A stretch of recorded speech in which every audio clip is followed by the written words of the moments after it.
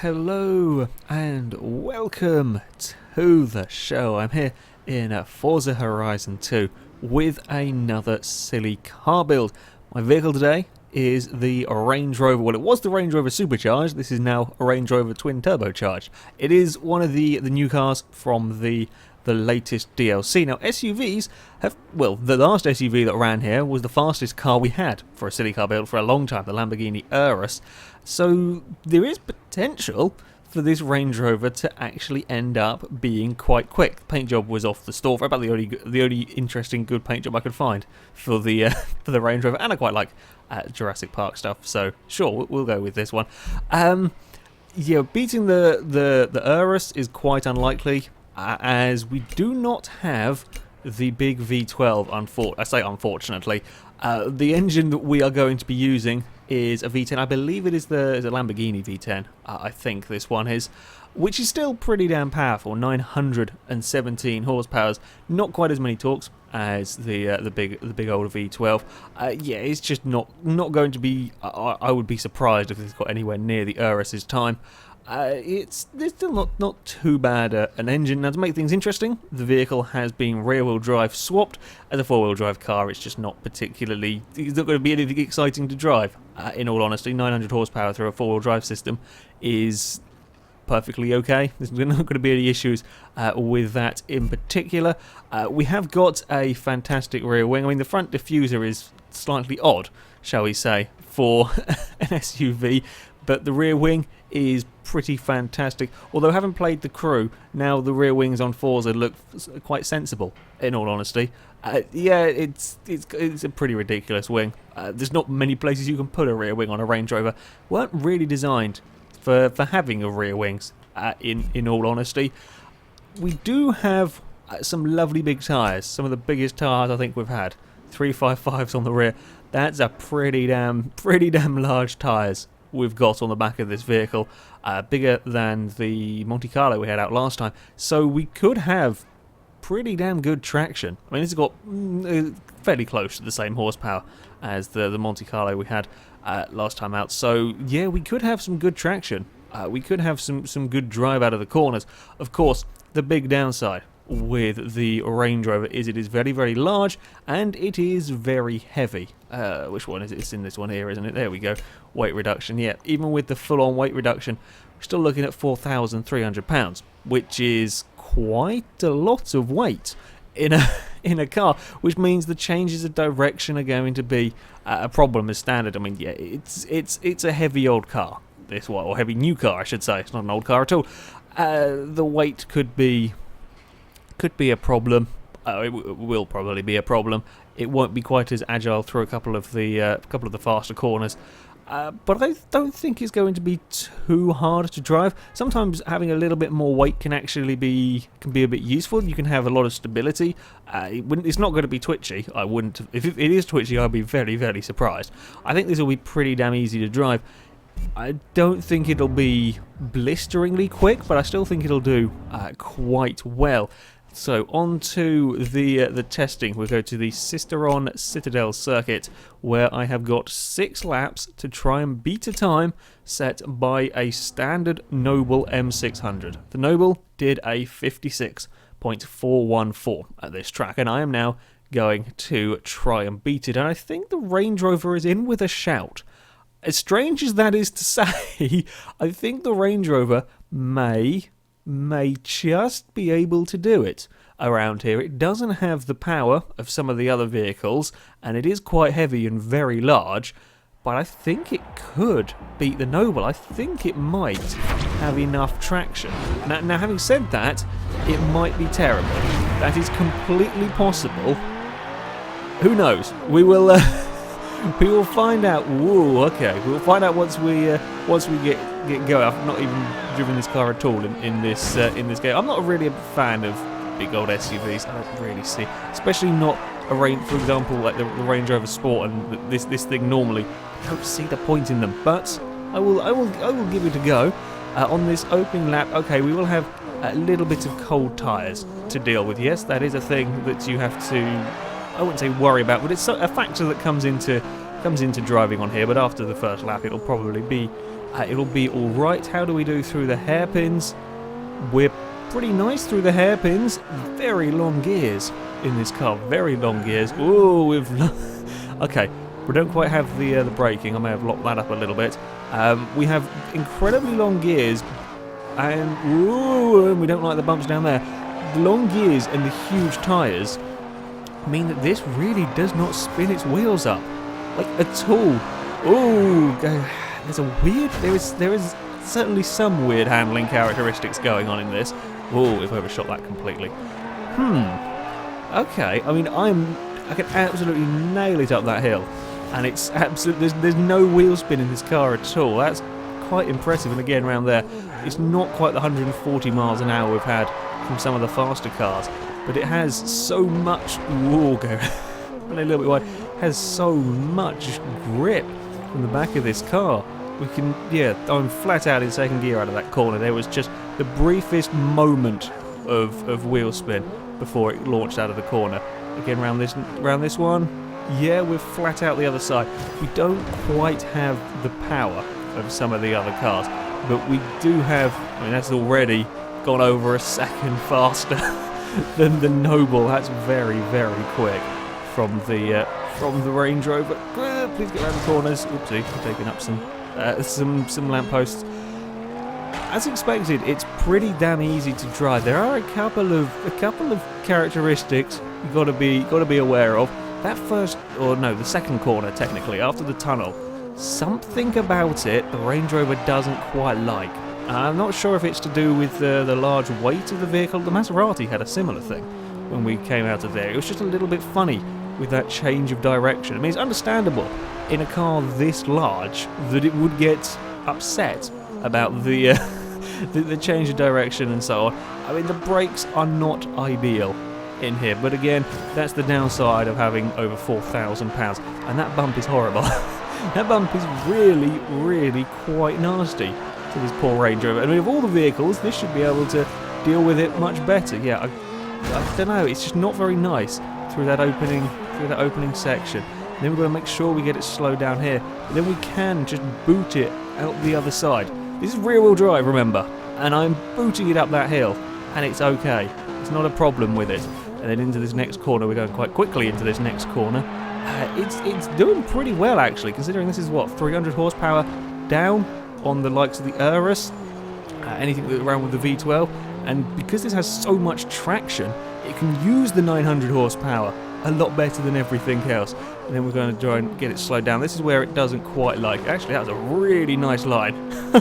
That was a really very nice line through that corner in the Range Rover. We are going on for a very quick lap time, a 54.4. That is very, very fast from the Range Rover right there. Gee, we're fighting it a little bit with control. Yeah, if this had the V12 in it, I reckon this would be the fastest car. I really do. Although perhaps with that little bit more power, we wouldn't have quite as good a traction trying to unleash all of that power onto the road. May cause it problems, but it's just so easy to drive. A 900 horsepower Range Rover, and despite all of that weight, it is still a lovely, lovely car to drive. Yes, you've got to be a bit careful through these hairpins. It is not ideal through them, especially this one. You've got to be really careful with this hairpin in any car, but you can't get it even fractionally wrong in this. It's such a big vehicle that if you cause problems through there, it's just going to lose so much time. But yeah, this is got a little bit bumpy. Oh, we're out of shape through there. That's not going to work, is it? It is really quite easy to drive. It's another car that's been... I'm surprised just how quick... I mean, I thought it would go fairly quick. As weird as that sound, I suspected it might. But I didn't think it would go quite this fast. This is really, again, another very impressive car around the track. This has definitely had the best traction of anything I've driven. Of all of the silly cars that I've built, even the ones with less horsepower, this has definitely got some of the best traction. We're on for another quick lap here if I can get around this hairpin. Yeah, we just lose out on the sort of the drive out of the corners. That's where... Oh, I got it sideways! We just don't quite have the acceleration whether it's too much weight or not enough power. It effectively does the same thing. Power to weight ratio is not quite as good as I would like, but that's damn fast. 52 seconds a lap quicker than the Noble around here. That is some impressive time from the Range Rover, and it was fairly consistently fast as well. That's this is a blooming fast car, which is weird saying that, I know, but it is. It has just so much grip and so much traction. That's quick. That's very quick.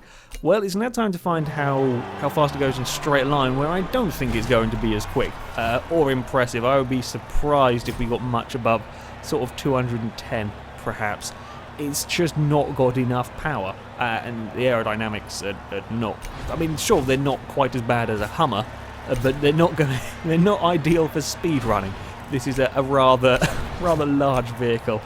Yeah, we're not going to be setting any land speed records with this car. Still, I mean, 200 plus in a Range Rover is interesting, I would imagine. I don't think we're going to have any problems with the speed run either. Much like we had with the Chevy last time, I think it's going to be pretty damn easy.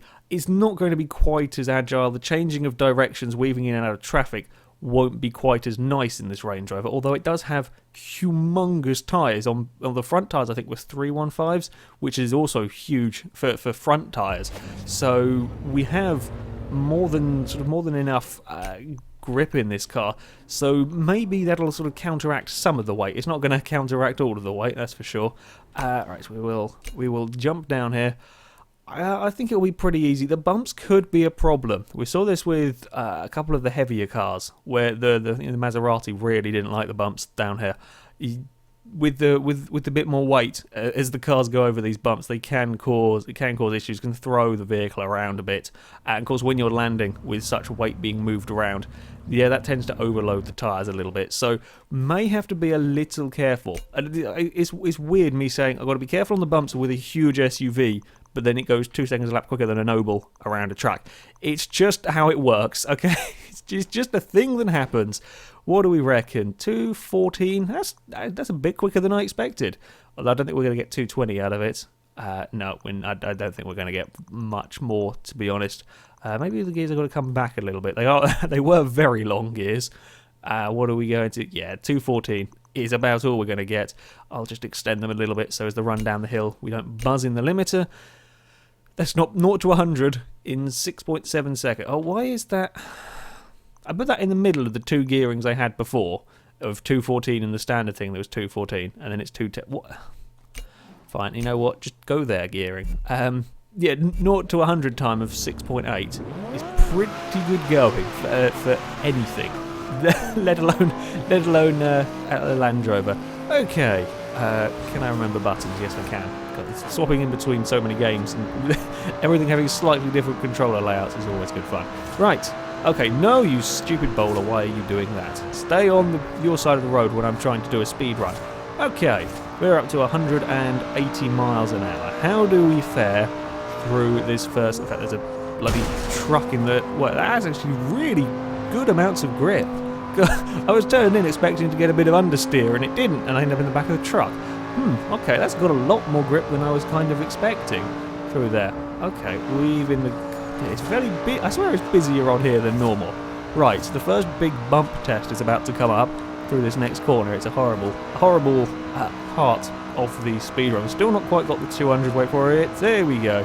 Past the 200 mile an hour mark. How do we fare through here? There's cars in the way everywhere. No, that's impressive. It can take such a tight line. This has really got a huge amount of grip. The back end feels like it's close to letting go, but it hasn't yet. And we're carrying some pretty big, well, I say pretty big speeds. I mean, they're not as fast as some of the cars we've had down here. We're not going to take that. There we go. I thought the back end would eventually let go. There we hit the Garrus, it's fine. Yeah, we're not quite going as quick as some of the vehicles that I've had down here. So that, ooh, good God, careful now. Careful if there's a bit of a curb on the inside I didn't really like. So yeah, it does feel like you're... Like it's got a lot more grip when, 180 miles an hour through a corner is a lot easier than 230. still does pretty well. It still feels pretty agile. It doesn't feel as heavy and as large as it actually is down here. Right, up into 6th gear as we start coming towards the downhill section. I swear it's a lot busier down here than normal. You have to stay out around the or maybe not around the outside for too long. What are you? Oh, you're the bloody driver task that are always erratic on the motorways. Yeah, the back end does just want to sort of start thinking about letting go, but it hasn't let go in a big way yet. Be careful of the bumps around here somewhere. There we go. Managed to stay all right over there. We are past the 200-mile-an-hour mark. I don't think we're going to get too much more speed from it. Once we get up towards 210, it's going to struggle. It's just not got the aerodynamics for speed running. Come on, car. Now we're onto the final sort of straight downhill bit. Can we get up to 214? It does seem to be, it's labouring to do it. We're not even going to get 210, I don't think. Nope, gears perhaps a little too long. It's not surprising. It's not particularly fast in a straight line. Can we nail it through here? Oh, it holds on. The rear end didn't let go through that corner flat out. Okay, it didn't do it at 220 like the Monte Carlo did, but that's still not too shabby for a great big SUV. Yeah, I am really quite impressed by how nice and easy to drive this vehicle was. As I said, 2 seconds quicker than a Noble around a tight, twisty track is not too bad at all. That's one of the fastest cars we've had, and it's not got the most powerful engine, and it's one of the heaviest. That's quite impressive from the Range Rover. So yeah, there we go. That is it for this video, guys. Thank you very much for watching, and until next time, goodbye.